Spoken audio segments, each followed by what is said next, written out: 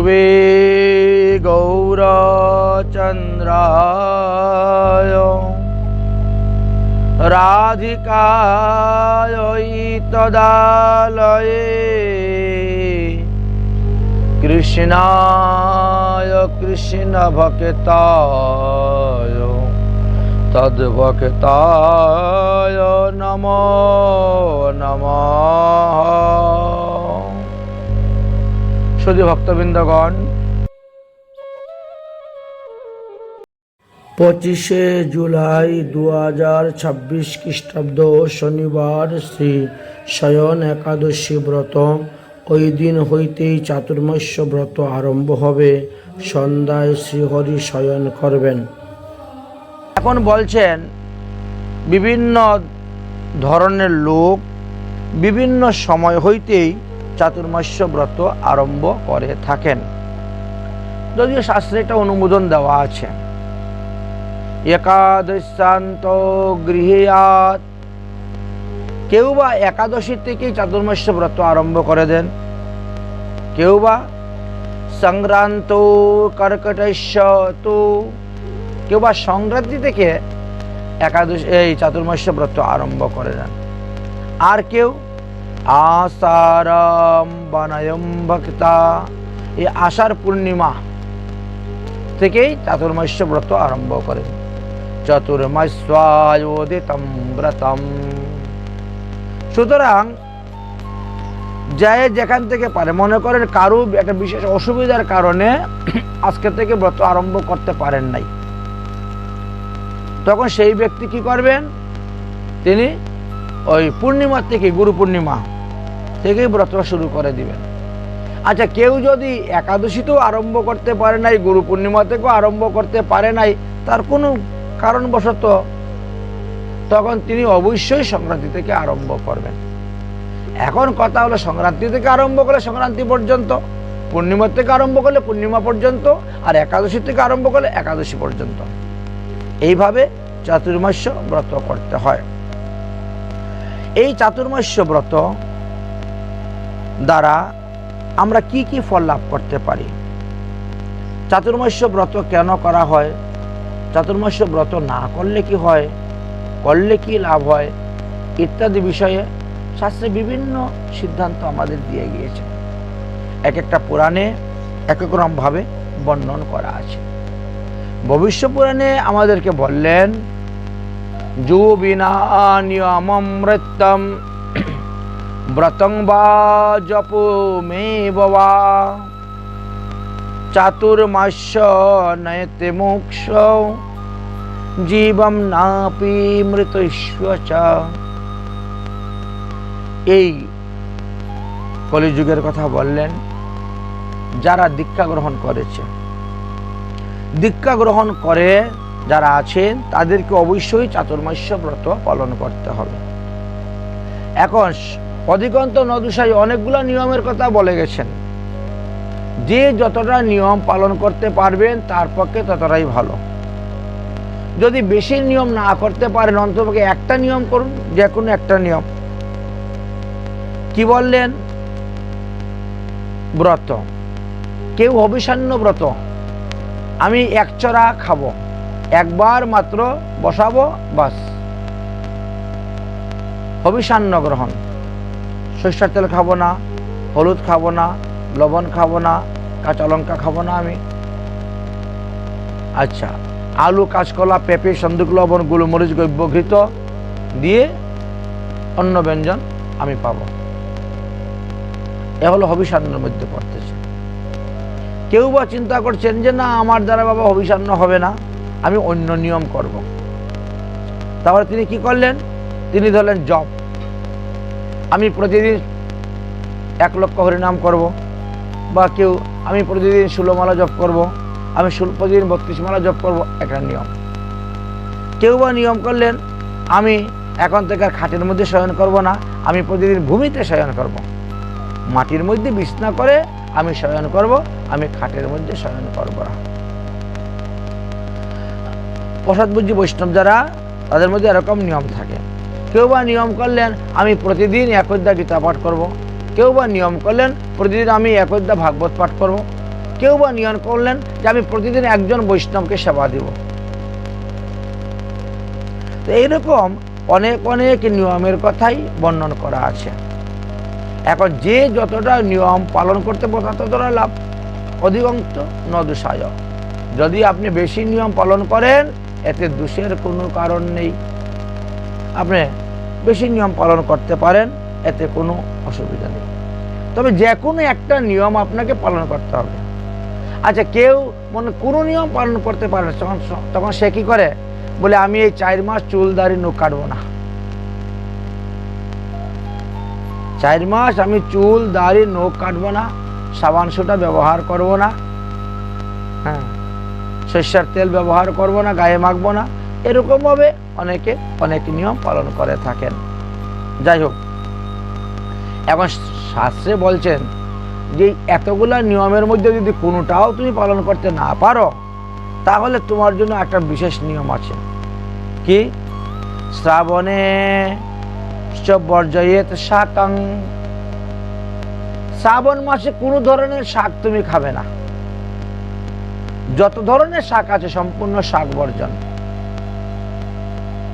শ্রাবণে।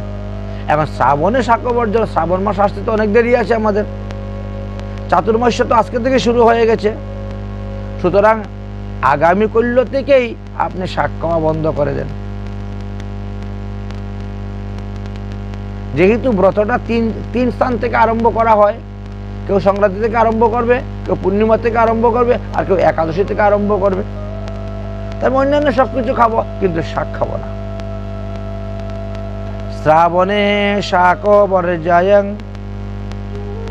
দধি ভাদ্র পদে স্ততা, ভাদ্র মাসের 1 মাস দই খাবেন না, একেবারে বন্ধ। দুধ খান, মাখন খান, ছানা খান, পনির খান, কিন্তু দই খাওয়া যাবে না। দুগ্ধম তো আসতম মাসি, তাহলে আশ্বিন মাসে দুগ্ধ খাবেন না।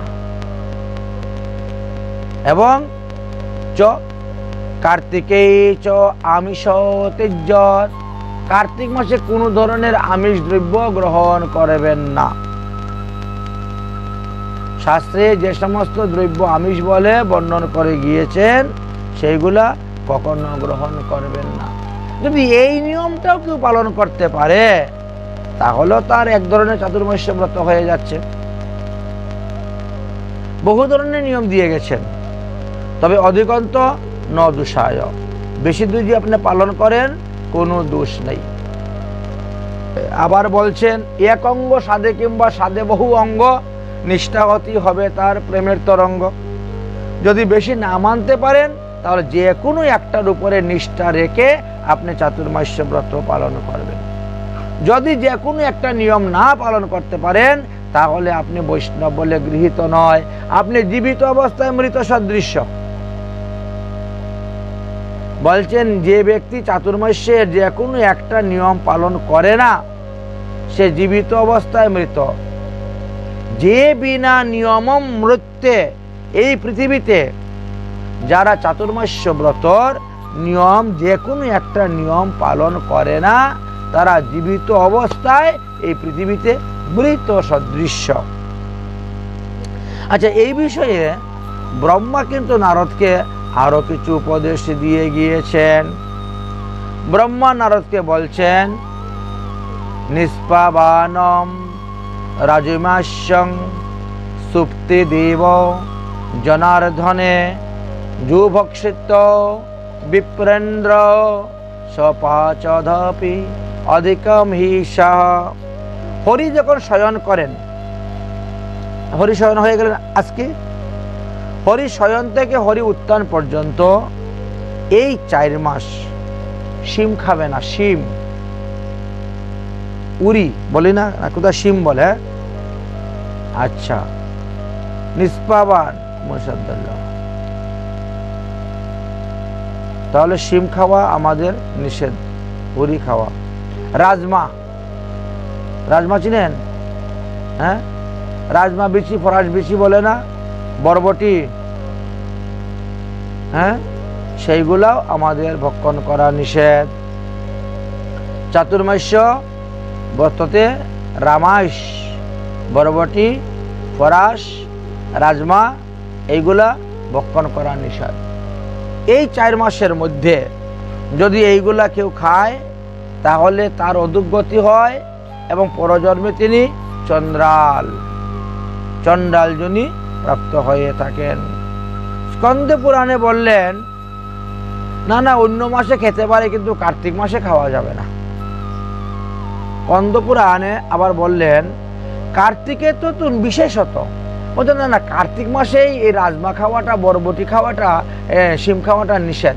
বিশেষ করে কার্তিকে তো বিশেষেণ রাজমাংস ভক্ষণম নিষ্পাবান্ত মুনিষার্ধুল্য যাবৎ ঋতু নরকি। হে মুনি, বিশেষ করে কার্তিক মাসে তো শিম, বরবটি, রাজমা ভয়ঙ্কর নিষেধ। এইগুলা যারা খায় মহাপ্রলয়কাল পর্যন্ত তাদেরকে ঘোর নরকে বাস করতে হয়। এখন কথা হলো আমরা যদি 4 মাসেই বাদ দিয়ে দিই আমাদের কি ক্ষতি আছে? 2 পুরাণ 2 রকম ভাবে বলেছেন। স্কন্দ পুরাণেরই 2 স্থানে 2 রকম কথা দেখা যাচ্ছে। এক জায়গায় মুনি উবাচ, এক জায়গায় ব্রহ্মা উবাচ। ব্রহ্মা বললেন যে না এই 4 মাসে খাওয়া যাবে না। আর একজন মুনি বলছেন যে না 4 মাসের মধ্যে 3 মাস খেতে পারবো, কিন্তু কার্তিক মাসে বিশেষ করে একবার খাওয়া যাবেই না, সেই কথা বলতেছেন। আচ্ছা, আর কি বললেন? কালিঙ্গানি পটলানি বৃত্তাক্কু সন্ধিতানি চ এতানি ভক্ষয়েতে ইস্তু সুপ্তিদেব জনার্দনে সপ্ত জন্মা জিতং পুণ্যম হরতি নাত্র সংশয়। আচ্ছা, তিনি কি বললেন? তিনি বললেন যে শয়ন একাদশী থেকে উত্থান একাদশী পর্যন্ত এই 4 মাসে কলমি শাক খাওয়া যাবে না। কলিঙ্গানি অর্থাৎ কলমি শাক, পটলানি অর্থাৎ পটল খাওয়া যাবে না। পটলটা বালিশের মতন, আকুল বালিশের মতন, ভগবান তার উপরে শয়ন করতেছেন। পটল খাওয়া যাবে না। বার্তাকু বেগুন খাওয়া যাবে না 4 মাস। আচ্ছা, সন্ধিতি অর্থাৎ বাসি ভাত খাওয়া যাবে না। আগের দিন জল দিয়ে রেখে দিলেন, পরের দিন আপনি খেয়ে নিলেন, হবে না, সেটাও খাওয়া যাবে না। আচ্ছা, বক্সত, আচ্ছা এইগুলা যারা খাবে তাদের কি হবে? না, এদের 7 জন্মের যত পুণ্য আছে নষ্ট হয়ে যাবে। এই জন্মের পুণ্য তো নষ্ট হবেই হবে, উপরন্ত এর আগে যে আরো 7 জন্মের কথা বললেন সেই 7 জন্মের পুণ্য নষ্ট হয়ে যাবে। তাহলে যারা চতুর্মাস্য ব্রত পালন করিবেন তাদেরকে এইগুলা বর্জন করতে হবে, শাস্ত্রে আমাদেরকে নিষেধ করলেন। তাহলে আপনারা দেখবেন আপনারা কোন কোন নিয়ম পালন করতে পারেন। যদি পারেন ভূমিতে শয়ন, এই নিয়ম করেন। যদি মনে করেন যে আমি সন্দুক লবণ ব্যতীত অন্য লবণ খাবো না, এটাও পারেন। যদি মনে করেন যে সরিষার তেল আমি বর্জন করে দিব, আমি সানফ্লাওয়ার খাবো, সূর্যমুখী তেল দিয়ে খাবো বা ঘি দিয়ে খাবো, সেটাও হতে পারে। আচ্ছা, এই 4 মাস আমি পান তাম্বুল খাবো না, এই 4 মাস আমি মধু খাবো না। এক একজনে এক একটা নিয়ম করেন। বা দধি দুগ্ধের কথা তো বলাই হয়ে গেল। কেউ বা এমন নিয়ম করেন এই 4 মাস আমি অগ্নিপ্রক্ষ দ্রব্য খাবো না, আগুনের কোনো দ্রব্যই খাবো না। এমনও আছেন সাধু মহাত্মা, এমনও আছেন তারাও এইভাবে নিয়মগুলা পালন করে থাকেন। তবে যে যতটা পালন করবে ততটা লাভ। কেউ আছে আমি এই 4 মাস কোনো পাত্রের মধ্যে খাবো না, কলা পাতার মধ্যে খায়, শাল পাতার মধ্যে খায়, হাতের মধ্যে নিয়ে কর পাত্রে খেয়ে নেয়, কোনো পাত্র তিনি ব্যবহার করেন না, এমনও দেখা যায়। আবার কেউ বা করেন নখ, লুম, কেশ আমি এই 4 মাস কাটবো না, অর্থাৎ ক্ষৌর কার্য করবো না।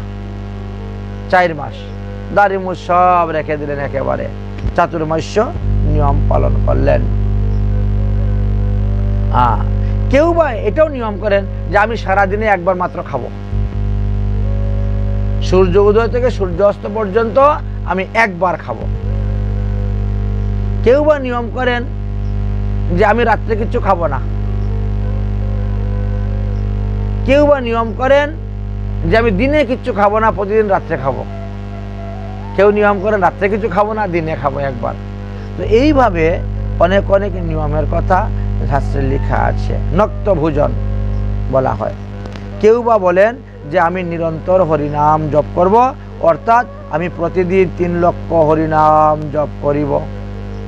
কেউ বা নিয়ম করেন আমি হরি কথা কীর্তন করব। যে মূর্খ লেখাপড়া জানে না সে নিয়ম করে নেয় আমি হরি কথা শ্রবণ করব, প্রতিদিন হরি কথা শ্রবণ করব। কেউ বা নিয়ম করেন আমি হরি সম্বন্ধীয় কার্য করব, অর্থাৎ প্রতিদিন আমি হরিকে মালা গীতে পড়াবো, আমি প্রতিদিন হরির জন্য ফুল তুলসী নিয়ে আসব, আমি প্রতিদিন হরিকে রান্না করে ভোগ দিব। কেউ বা নিয়ম করেন এই প্রতিদিন আমি মঙ্গল আরতি করব, 4 মাস আমি প্রতিদিন মঙ্গল আরতি করব। কেউ বা নিয়ম করেন আমি এই 4 মাস পঞ্চ আরতি করব, অর্থাৎ মঙ্গল আরতি, সিংহার আরতি, ভোগ আরতি, সন্ধ্যা আরতি, শয়ন আরতি, এইভাবে নিয়ম করে থাকেন। আচ্ছা, এই নিয়মগুলো কিসের জন্য? মানে এর দ্বারা হরি সন্তুষ্ট হন। এক অঙ্গ সাধে কিংবা সাধে বহু অঙ্গ, নিষ্ঠাবতী হবে তার প্রেমের তরঙ্গ। এই যে কোনো একটা নিষ্ঠা নিয়ে যখন মানুষ ভজন করে তখনই হরিকে সন্তুষ্ট করতে পারে। যদি কেউ মঞ্জুরি সহিত তুলসী পাতা, তুলসী মঞ্জুরি সহিত পত্রের দ্বারা এই 4 মাস শ্রীহরিকে মালা পরান বা ভগবান চরণে অর্পণ করেন, পূজা করেন, তাহলে তিনি প্রতিদিন 10,000 অশ্বমেধ যজ্ঞ করলে যেই ফল লাভ করবেন সেই ফল লাভ করতে পারবেন। এই 4 মাস ভগবানের চরণে কোমল মঞ্জুরি অর্পণ করার খুব মহিমার কথা বর্ণন করে গিয়েছেন। তাছাড়াও স্কন্দ পুরাণে হাটেকেশ্বর মহাদেবে বৃকদৈত্যের মহিমার কথা বর্ণন করেছিলেন 4 মাস আরম্ভে। এটা আমরা আজকে অন্য পাঠের মধ্যে এই বিষয়ে বলে নিয়েছি। শয়ন একাদশী বিষয়ে যে পাঠ করেছিলাম সেটার মধ্যে এই বিষয়ে বলা হয়েছে।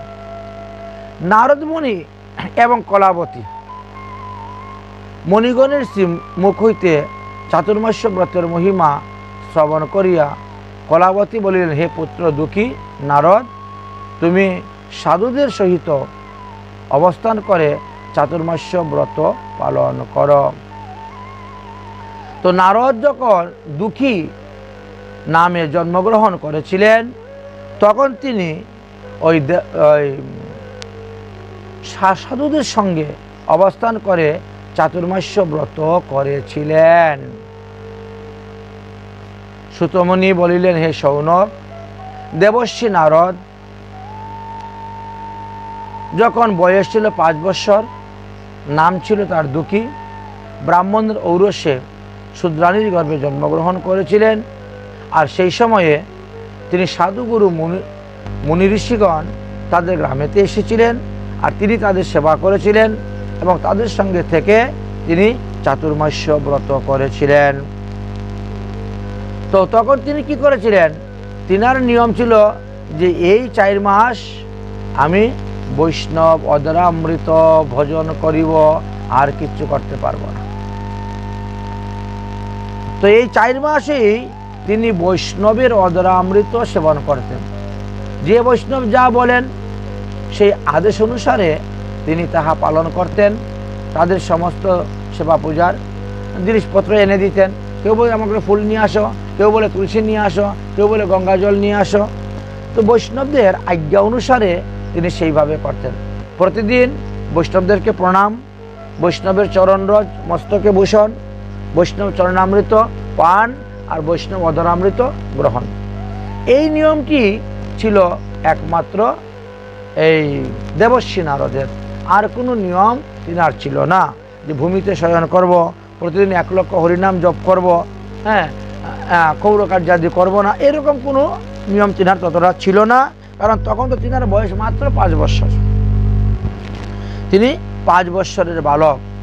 তাই তিনার নিয়মটা দেখা গেল যে বৈষ্ণব অদরামৃত গ্রহণ প্রতিদিন তিনি করতেন।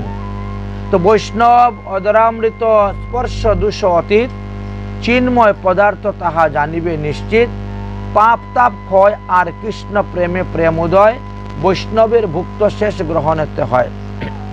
এই সংসার বন্ধন হইতে মুক্তি লাভ করার দুইটি উপায়ের কথা বললেন। প্রধান উপায় একটা হলো বৈষ্ণব অধরামৃত গ্রহণ, আর দ্বিতীয় হলো বৈষ্ণবকে কন্যা দান করা।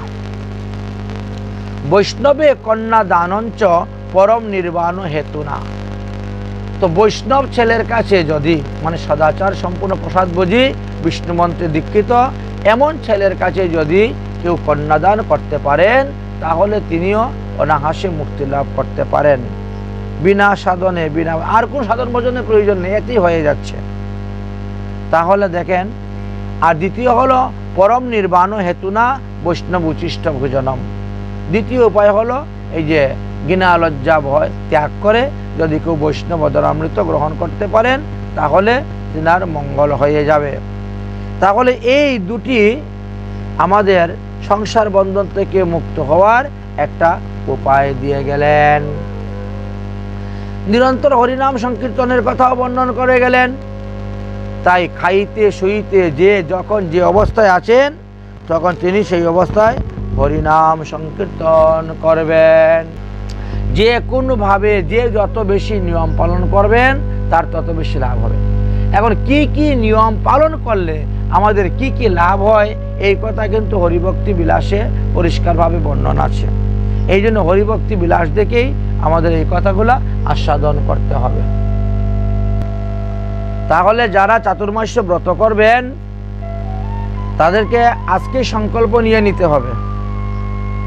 হাতের মধ্যে জল, গঙ্গা জল, তিল, তুলসী, হরিতকি, শ্বেত পুষ্প হাতের মধ্যে নিয়ে সংকল্প মন্ত্র পাঠ করে ভগবান বিষ্ণুকে অর্পণ করে দিবেন, বা তুলসী গাছের গোড়ায় বৃন্দা দেবীকে দিয়ে দিবেন, এবং সেই নিয়ম অনুসারেই 4 মাস ব্রত পালন করবেন।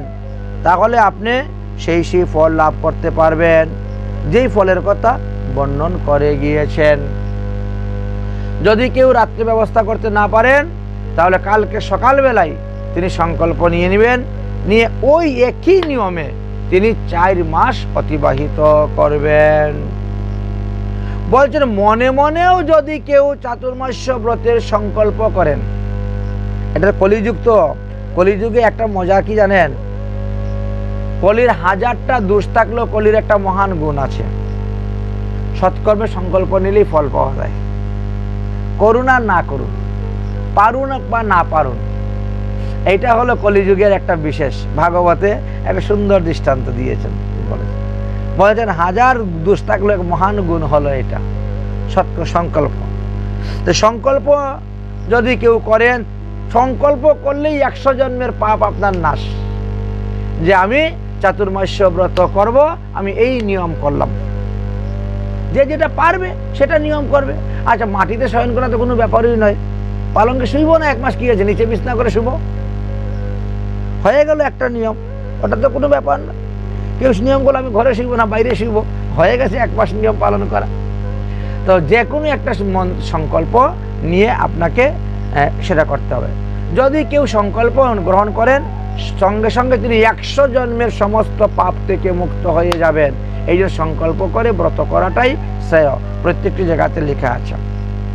আচ্ছা, 4 মাস কেউ নিয়ম করলেন আমি নিজের হাতে এই 4 মাস হরির পূজা করব, সহজে হরি পূজা করব, অন্য করলেও আমি করব, মায় করে গেছে তারপরেও কি আমি করব, বাবাই করে গেছে তারপরেও কি আমি করব। আমি সহজে প্রতিদিন ভগবানের চরণে ফুল দিব, তুলসী পাতা দিব। যদি এইভাবে কেউ নিয়ম করেন 4 মাস, তাহলেও তিনি মৃত্যুর পরে হরিধাম প্রাপ্ত হবেন। আচ্ছা, কেউ যারা নিয়ম করেছেন যে এই 4 মাস আমি ভূমিতে শয়ন করব, তারা গোলকধাম প্রাপ্ত হবেন। আর যারা নিয়ম করেছেন যে এই 4 মাস আমি রাত্রি ভোজন করব না, তারা ভগবানের দেহের মধ্যে প্রবিষ্ট হয়ে যাবেন। মানে ভগবান তো পরমাত্মা, তুমি হলে জীবাত্মা, জীবাত্মা পরমাত্মা থেকে বিলীন হয়ে যাবে, ভগবানের দেহের মধ্যে এক হয়ে যাবেন। যেভাবে ওই শিশুপাল দেখেছেন না, শিশুপালের দেহ থেকে একটা প্রদীপ বেরোর মতো জ্যোতিটা বেরোলো, গিয়ে ভগবান শ্রীকৃষ্ণের দেহের মধ্যে ঢুকে গেল, তোমারও জীবাত্মা সেইভাবে ভগবানের সঙ্গে গিয়ে একাত্মা হয়ে যাবে। কি করতে হবে? তাহলে এই 4 মাস রাত্রে ভোজন ত্যাগ করে দিতে হবে। এক একটা নিয়মের এক একটা ফল, কিন্তু সবগুলো নিয়ম যদি তোমার ভালোই তো, তাহলে এই 4 মাস যারা রাত্রিবেলা ভোজন করবে না তারা ভগবানের সঙ্গে একাত্মা হয়ে যাবে। এই 4 মাস যারা এই সামুদ্রিক লবণ খাওয়া ত্যাগ করে দিবে, মানে সন্দুক লবণ খাবে, সন্দুকের মধ্যে পাথর থেকে উৎপন্ন, আর সামুদ্রিক লবণ এইগুলো আমরা যে লবণগুলো খাচ্ছি, ওই টাটা লবণ কি আজ লবণ আছে না কোম্পানি, এগুলো সামুদ্রিক লবণ, যারা এটাকে খার লবণও বলা হয়। তো এই 4 মাস যারা সামুদ্রিক লবণ খাওয়া ত্যাগ করে দিবেন, তাদের কণ্ঠস্বর মধুর মতন হবে, কোকিলের মতন হবে, কোকিল স্বর মধুর হবে। এই 4 মাস যারা সরিষার তেল খাওয়া ত্যাগ করে দিবেন, গব্যঘৃত যারা সেবন করবেন, তারা সন্তুষ্টি লাভ করতে পারবেন।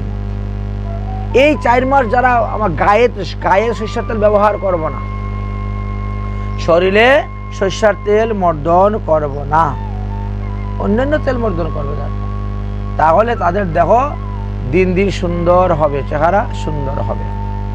এই 4 মাস যারা মধু ত্যাগ করবে, বা মৌয়া ফল, একটা ফল আছে না মৌয়া ফল, মধু বা মৌয়া ফল যারা এই 4 মাস ত্যাগ করবেন, তারা সৌভাগ্যবান হবেন। এই 4 মাস যারা ফুলসজ্জা ত্যাগ করবেন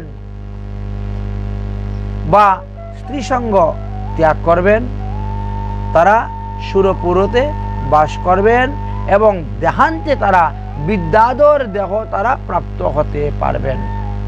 এই 4 মাস যারা যোগ শিক্ষায় রত থাকবেন, ব্যায়াম, অনুলোম বিলোম হোক আর অন্যান্য প্রাণায়ামই হোক, যারা যোগ শিক্ষাতে রত থাকবেন, কপালভাতি হোক, যে কোনো একটা নিয়ম, তারা ব্রহ্মপদ প্রাপ্ত হবেন। যোগ শিক্ষার দ্বারা ব্রহ্মপদ প্রাপ্ত হতে পারবেন।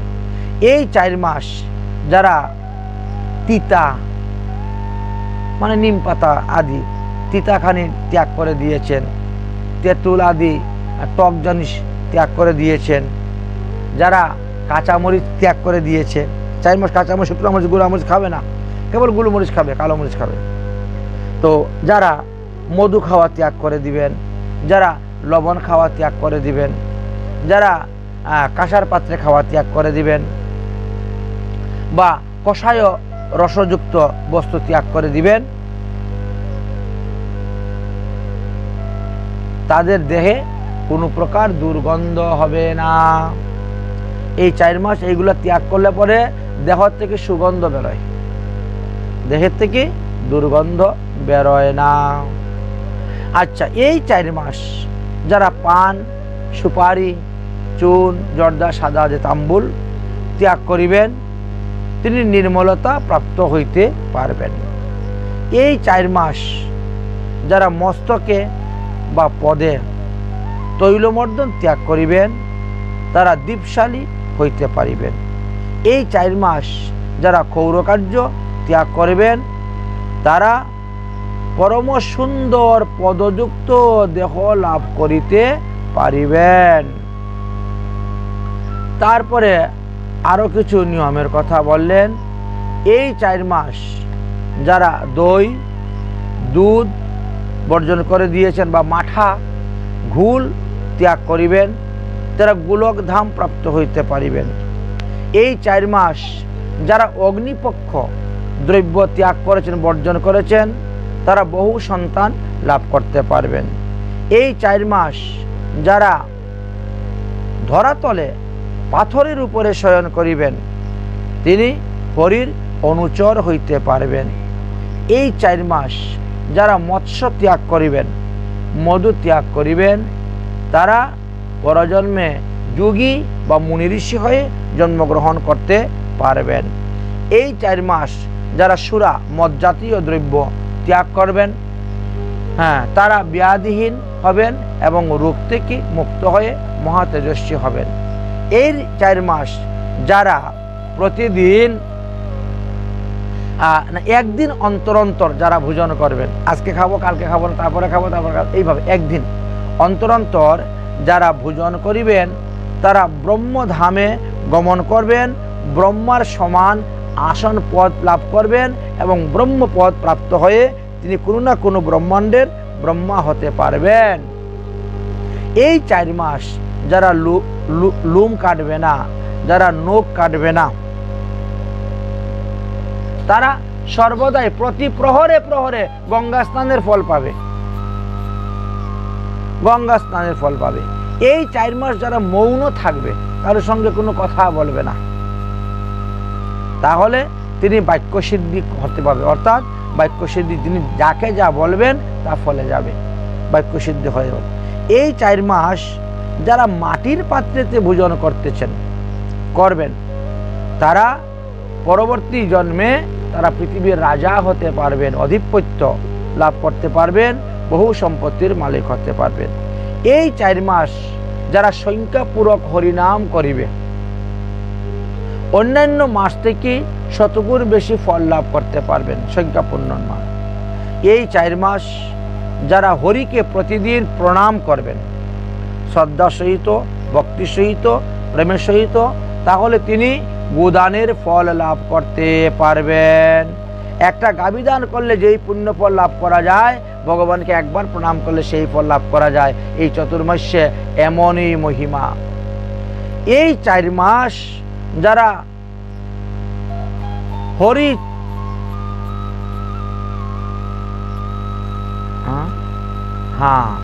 এই 4 মাস যারা শ্রীহরির চরণ স্পর্শ করে প্রণাম করবেন, সবার তো অধিকার নাই হরিচরণ স্পর্শ করার, অপবিত্র ব্যক্তিরা তো পারবে না, যারা পবিত্র তারাই পারে। হরিকে স্নান করাচ্ছেন, স্পর্শ করছেন চরণ, হরিচরণ স্পর্শ করিবেন, তিনি কৃতকৃতার্থ, চিরকৃতার্থ হয়ে যাবেন। এই 4 মাস যারা হরির মন্দির মার্জন করবেন, কেউ ঝাড়ু দিবে, কেউ মুছবে, লেপবে, পুছবে, 4 মাস নিষ্ঠা সহিত একই নিয়মে তিনি দেহান্তে রাজপদ প্রাপ্ত হবেন, মানে পরজন্মে তিনি রাজপদ প্রাপ্ত হতে পারবেন। এই 4 মাস যারা প্রতিদিন ভগবানের স্তূপ স্তুতি কবচ পাঠ করবে, যেমন ভগবানকে প্রণাম করার মন্ত্র, ভগবানকে স্তুতি করার মন্ত্র, বা ভগবানের অষ্টক, কৃষ্ণের অষ্টক, রাধা অষ্টক এরকম আছে, বা সহস্র নাম ইত্যাদি যারা পাঠ করবেন, স্তূপ স্তুতি পাঠ করবেন, তারা হংসপীঠে আরোহণ করিয়া ভগবতের ধাম তারা যাবেন, অর্থাৎ নিত্য গোলক ধামে তারা চলে যাবেন। এমনই এই 4 মাস যারা শ্রী হরি মন্দিরে গিয়ে ভগবানের সম্মুখে বাদ্য বাজাবেন, কীর্তন করবেন, নৃত্য করবেন, তারা গন্ধর্ব লোক প্রাপ্ত হয়ে যাবেন। যদি অন্য কোনো কিছু নাও করেন, দেখেছেন এই একটা যে কোনো একটা পালন করলেই আপনার হয়ে যাচ্ছে, আর অধিকন্ত নদুষায় সবকটা পালন করা আরো ভালো। তারপরে কি বললেন যে এই 4 মাস যারা হরি কথা পরিবেশন করবেন, মানে অন্যকে শোনাবেন, এই 4 মাস যারা হরি কথা পরিবেশন করবেন, তারা পরজন্মে একদম ব্যাস রূপে, ব্যাসের মতন তারা দিব্য শক্তি লাভ করতে পারবেন, এবং তারা ব্যাস রূপে ভগবানের স্বরূপ প্রাপ্ত হয়ে হরি মন্দিরে তারা গমন করবেন। এই 4 মাস যারা ফুলের মালা গিথে প্রতিদিন একই নিয়মে হরির গলাতে পরাবেন, ভগবানকে পরাবেন, তিনি অপ্সরা দেহ প্রাপ্ত হয়ে হরিধামে গমন করবেন। এই 4 মাস যারা তীর্থের জলে প্রতিদিন স্নান করবেন, তারা নির্মলতা প্রাপ্ত হইতে পারবেন। এই 4 মাস যারা প্রতিদিন পঞ্চগব্য, দুধ, দই, ঘি, গোমূত্র, গোময়, এই পঞ্চগব্য তৈরি করিয়া যারা প্রতিদিন এই পঞ্চগব্য পান করবেন, তারা চন্দ্রায়ন ব্রত পাশ্চিত্যের ফল লাভ করতে পারবেন। এই 4 মাস যারা পঞ্চগব্য সেবন করবেন, পঞ্চামৃত আলাদা, পঞ্চগব্য আলাদা, পঞ্চামৃত ভগবানের চরণামৃত, পঞ্চামৃত পান করবেন, তারও মহিমার কথা বর্ণন করে গেলেন। চন্দ্রায়ন আদি সমস্ত পাশ্চিত্যের ফল তিনি লাভ করতে পারবেন। এই 4 মাস যদি কেউ একই কুটিয়ায় বাস করে, আমি এই ঘরের মধ্যে বাস করব, অন্য ঘরে গিয়ে শয়ন করব না। নিজের ঘর ত্যাগ করে অন্য ঘরে শয়ন করবে না। আত্মীয় স্বজন ইষ্ট কুটুম্বের বাড়ি গেলেও থাকবে না, রাত্রিতে আবার ফিরে চলে আসবে। ওই কুটিয়া একই জায়গাতে তিনি শয়ন করবেন, এক ঘরেই। শয়নের ঘর কোনো পরিবর্তন হবে না 4 মাস। এই জন্য এই চতুর্মাস্য ব্রতের সময় লোক কি করে, অন্য কোথাও যায় না। অনেক সাধুসন্ত মহাত্মারা আছেন, তীর্থ ভ্রমণ পর্যন্ত বন্ধ করে দেয়, না না না আর যাবো না কোথায়, এইবার থেকে যাবো, চতুর্মাস্য একই জায়গায় বাস করব। তাহলে এই 4 মাস যদি কেউ একই নিয়ম করে একই কুটিয়াতে বাস করেন, তাহলে তিনি অগ্নিহোত্র যজ্ঞের ফল লাভ করতে পারবেন, অন্য কোনো সাধন ভজন না করলে হচ্ছে। দেখেছেন? আচ্ছা, এবার বলেন, এই 4 মাস যদি কেউ বলে যে আমি দিনের বেলা খাবো না, কেবল আমি রাত্রিবেলাই ভোজন করব, তাহলে তিনি 60,000 কোটি তীর্থ ভ্রমণ, 60,000 কোটি তীর্থে স্নানের ফল লাভ করতে পারবেন, তীর্থবাসে লাভ করতে পারবেন। এই 4 মাস যদি কেউ নিয়ম করেন যে আমি কারো কাছে ভিক্ষা চাইব না, অযাচিতভাবে যে যাহা দে তাহা খেয়ে আমি জীবন ধারণ করব, অযাচিতভাবে লষ্ট দ্রব্যের দ্বারা আমি আহার করব, তাহলে তিনি বাপি পুকুর কুয়া আদি নির্মাণ করে ব্রাহ্মণদেরকে দান করলে যেই পুণ্য ফল লাভ করা যায়, সেই ফল তিনি এখানে লাভ করতে পারবেন। এই 4 মাস যদি কেউ মনে করে যে প্রতিদিন দিবসের 6 ভাগের 1 ভাগে গিয়ে আমি আহার করব, অর্থাৎ আমাদের 12 ঘন্টা দিন, 12 ঘন্টা দিনকে তিনি 6 ভাগ করলেন, 6 ভাগ করলে পরে তো 2 ঘন্টা করে হচ্ছে, অর্থাৎ প্রতিদিন বিকাল 4টার সময় গিয়ে তিনি ভোজন করবেন, তার আগে ভোজন করবেন না। এইভাবে যদি কেউ নিয়ম করেন, তাহলেও তিনি সমস্ত পাপ হইতে মুক্ত হয়ে স্বর্গাদি ধামে গমন করতে পারেন, এবং তিনাকে সেই ধাম থেকে আর পৃথিবীতে ফিরে আসতে হবে না। 4 মাস একই নিয়মে তিনাকে চলতে হবে যে 4টার আগে, বিকাল 4টার আগে আমি ভোজন করব না, একবার মাত্র, প্রতিদিন একবার এইভাবে নিয়ম করে ভোজন করবেন। আচ্ছা, যদি কেউ নিয়ম করেন যে প্রতিদিন এই 4 মাস আমি সূর্যোদয়ের আগে স্নান করব, বাস, প্রতিদিন সূর্য উদয়ের আগে আমি স্নান, আমি যেখানেই থাকি না কেন, যে অবস্থায় থাকি না কেন, সূর্য উদয়ের আগে আমি প্রতিদিন স্নান করবই করব। আবার বাসি কাজ করে আবার গিয়ে স্নান করবো, কি আছে? কিন্তু সূর্য উদয়ের আগে আমি স্নান, আমাদের একটা নিয়ম আছে, বাসি কাজ টাজ করে দুনিয়া আবার সব কিছু শেষ করে তারপরে 8টা-9টার সময় গিয়ে স্নান করি না, সূর্যোদয়ের আগে একবার স্নান করে নিব, স্নান করে তিলকান্ডি করে নিলাম, পরে আবার কাজ করলাম, গায়ে নোংরা হলো আবার স্নান করব, কি আছে? এখন তো গরমের সময়, 4 মাসই তো গরম, কি আছে অসুবিধা? তাহলে 4 মাস যদি কেউ নিয়ম করে যে প্রতিদিন সূর্য উদয়ের আগে আমি স্নান করবো, প্রাতঃকালে স্নান করবো, তাহলে এই ব্যক্তি সমস্ত পাপ থেকে মুক্ত হয়ে যাবে, তাকে নরক দর্শন করতে হবে না। আচ্ছা, কেউ নিয়ম করলেন যে এই 4 মাস আমি কোনো পাত্রের মধ্যে আহার করব না, কলা পাতার মধ্যে খাবো, শাল পাতার মধ্যে খাবো, তাহলে তিনি কুরুক্ষেত্রে বাস করলে যে পুণ্যফল, কুরুক্ষেত্রে সন্নিহিত কুণ্ডে স্নান করলে যে পুণ্যফল, সেই পুণ্যফল ঘরে বসে লাভ করতে পারছেন। কেউ যদি নিয়ম করেন যে এই 4 মাস আমি প্রতিদিন পাথরের মধ্যে রেখে খাবো, পাথরের থালা আছে না, পাষাণ, পাথরের মধ্যে রেখে তিনি আহার করবেন, তাহলে প্রয়াগ, ইলাহাবাদ, প্রয়াগ ত্রিবেণী সঙ্গমে বাস করলে যেই ফল, ত্রিবেণী সঙ্গমে স্নান করলে যেই ফল, সেই ফল তিনি লাভ করতে পারবেন প্রতিদিন। কেউ যদি নিয়ম করেন যে এই 4 মাস প্রতিদিন আমি জামোদয় জল ত্যাগ করব, অর্থাৎ প্রতিদিন আমি 12টা পর্যন্ত জল গ্রহণ করব না, সূর্যোদয়ের পরে 12টার পরে গিয়ে আমি জল বা অন্যান্য যা কিছু খাবো, তাহলে কি বললেন, তিনার যে সমস্ত রোগ সুখ ব্যাধি আছে ওই সমস্ত রোগ সুখ ব্যাধি ভালো হয়ে যাবে, আক্রান্ত হবেন না। আচ্ছা, এবার কি বললেন? বললেন যে ভক্তদের মধ্যে যিনি নানা প্রকার ব্রতের নিয়ম করেন, তিনি মৃত্যুর পরে হরিমন্দির আদিতে গমন করে থাকেন। তাহলে একটা দুটা নয়, আমরা কটা নিয়ম করলাম? 42টা নিয়মের কথা আপনাদেরকে বলেছি। এটা 42টা নিয়মের মধ্যে যে কোনো একটা নিয়ম তো আপনি পালন করতে পারবেন। আর 42টাও যদি পালন করেন কোনো ক্ষতি নাই, তো অধিকন্ত ন দোষায়, সবগুলা করতে পারলে আরো ভালো। তো এইভাবে চাতুর্মাস্য ব্রত যদি কেউ করতে পারেন, তাহলে তিনি সর্বপাপ থেকে মুক্ত হয়ে তিনি হরিধামে যাবেন, আর তিনার বংশের 21 কুলকেও তিনি উদ্ধার করতে পারবেন। তাই বললেন শয়ন একাদশী হইতে উত্থান একাদশী পর্যন্তই এই 4 মাস আমাদেরকে এইভাবে যে কোনো একটা নিয়ম পালন করে চলতে হবে। তাহলে এইভাবে যদি আমরা নিয়ম পালন করে চলতে পারি, তাহলে আমরা সমস্ত পাপ থেকে মুক্তি লাভ করতে পারবো এবং হরিধামে গমন করতে পারবো। হরির চরণে আমাদের প্রেম ভক্তি লাভ হবে এবং হরির কৃপাতে আমরা অনায়াসেই উত্তম গতি প্রাপ্ত হতে পারবো।